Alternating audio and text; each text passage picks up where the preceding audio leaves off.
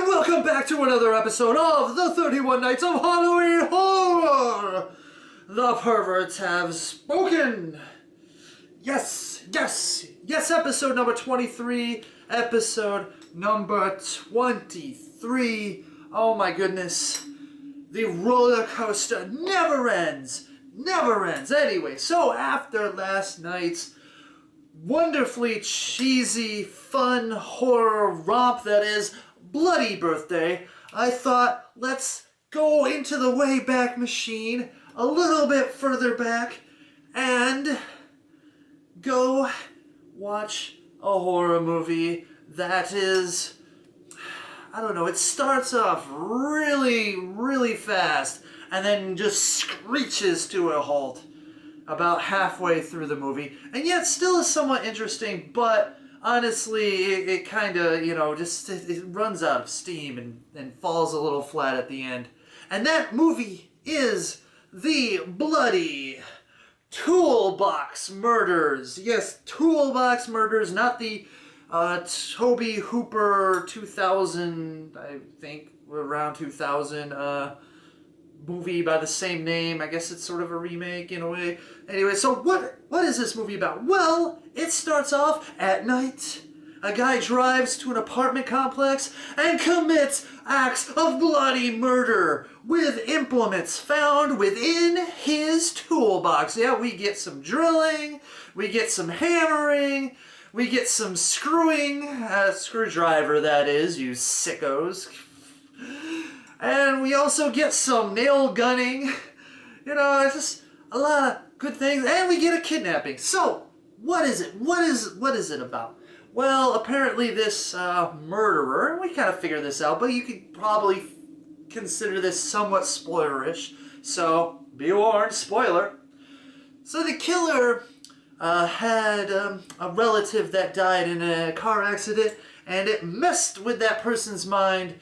And he realized that the world was filled with evil, ugly people, and the only way to help the world is to get rid of the evil, and therefore all that's left is good. And so he kills these people, a drunk, I guess one is a slut.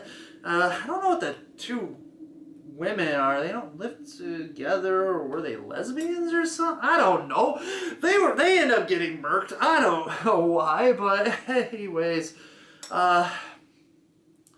and it was all at these this apartment complex, and this one girl gets kidnapped by the killer, and her brother is trying to figure it out. You have the inept police who don't know shit about shit.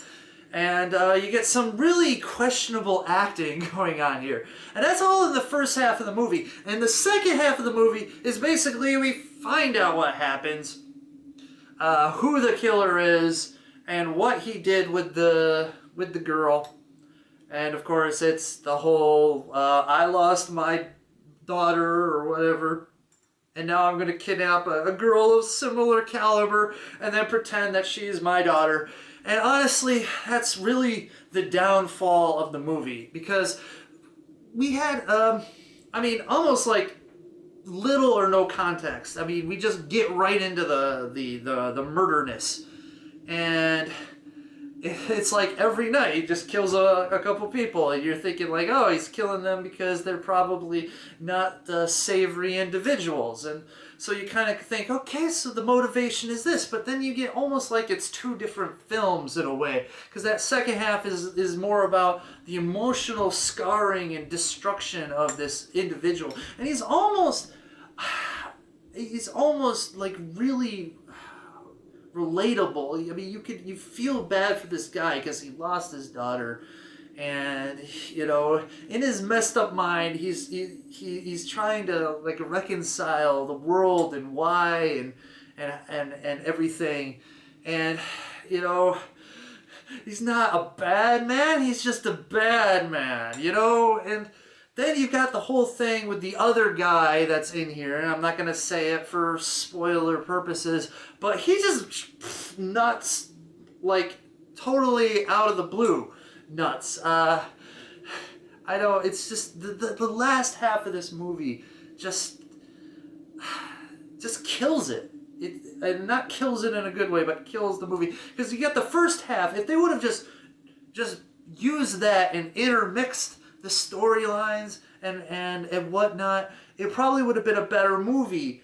But instead, you get the 2 nights of terror, and then pretty much nothing else afterwards, murder-wise, which is really strange because you lose the whole slasher element, and then it becomes this sort of stalker madness type movie.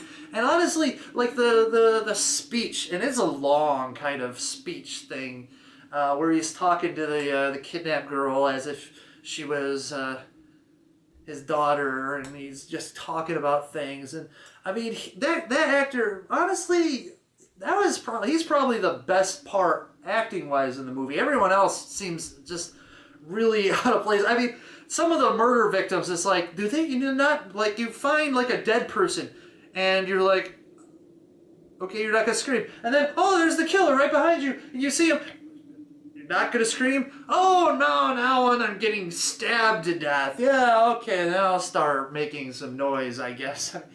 You know, some of the acting, I mean, I guess you could say, well, they're so shocked that they're speechless, but I don't know. Like some of the people, like the naked girl who gets shot with the nail gun, seem to just not put up much of a fight, which seems really strange. And seems like, you know, oh, I can't like run away too fast. I gotta wait for the director to go, okay, I'm moving. So yeah, there is some problems with that. It's definitely low budget in a way that they didn't do much with the special effects, the gore effects. A lot of the stuff is either off camera or really, you know, edited. Unless I got a censored version. I mean, I could have gotten a censored version. I don't know. It's quite possible. But yeah, you don't get anything too super graphic in the gore department. But it is a pretty bloody movie. But it's a tough movie to judge because the first half of the movie I'm digging. You know, it's a slasher flick.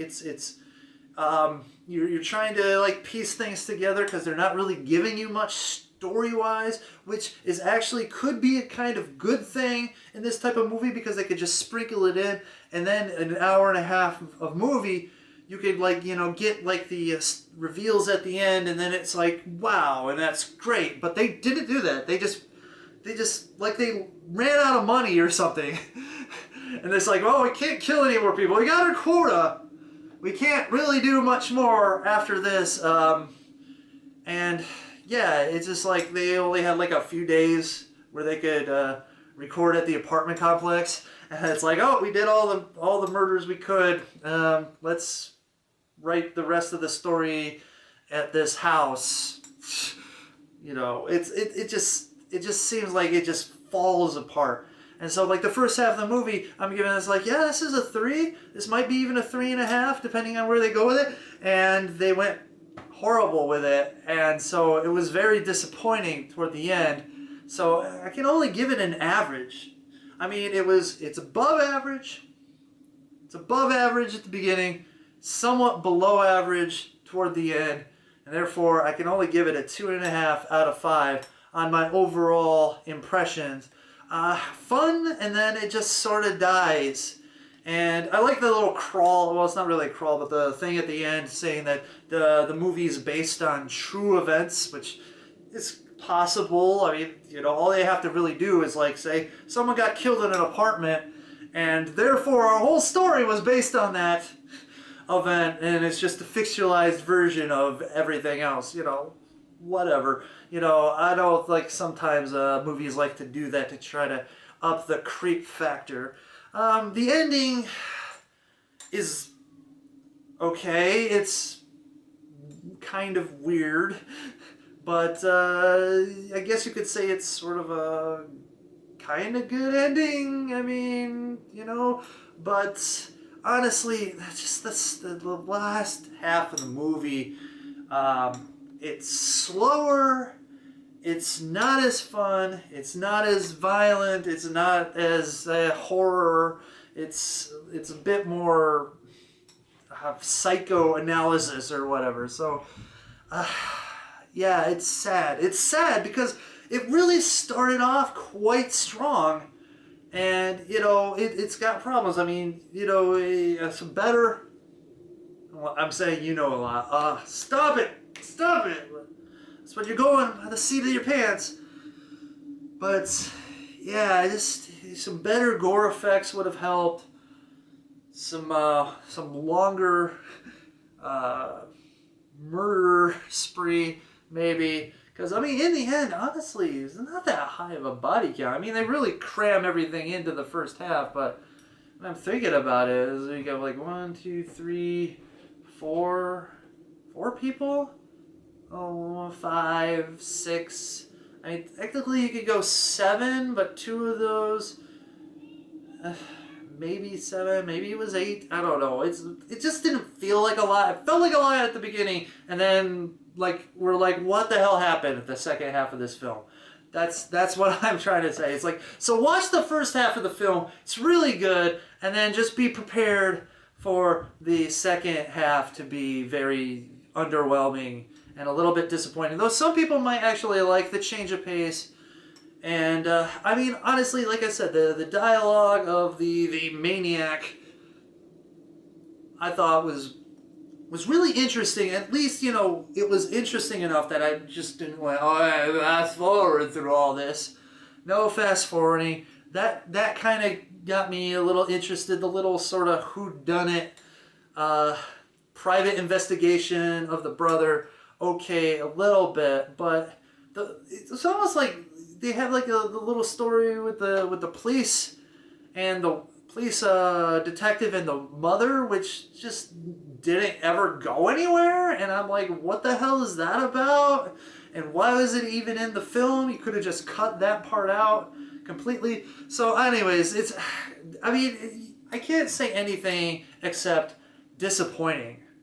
And it's a shame too, because it really had some things going for it. So I'm actually kind of curious now to watch the Tobe Hooper Toolbox Murders to see if it is a real true remake, if they fix some of the problems with the original, which could be a good thing. Though honestly, I don't know if I've really heard a lot of people talk about Toolbox Murders, the newer one, so it might not have been able to fix the problems, or it's totally unrelated. I don't know. Anyways, but there you have it. Toolbox Murders. Great beginning. Disappointing ending. That's all I've got to say about that. So, that is it. Episode 23 is in the can, so to speak. It's actually on digital media right now. Anyways, so until next time, everybody, you guys stay scary and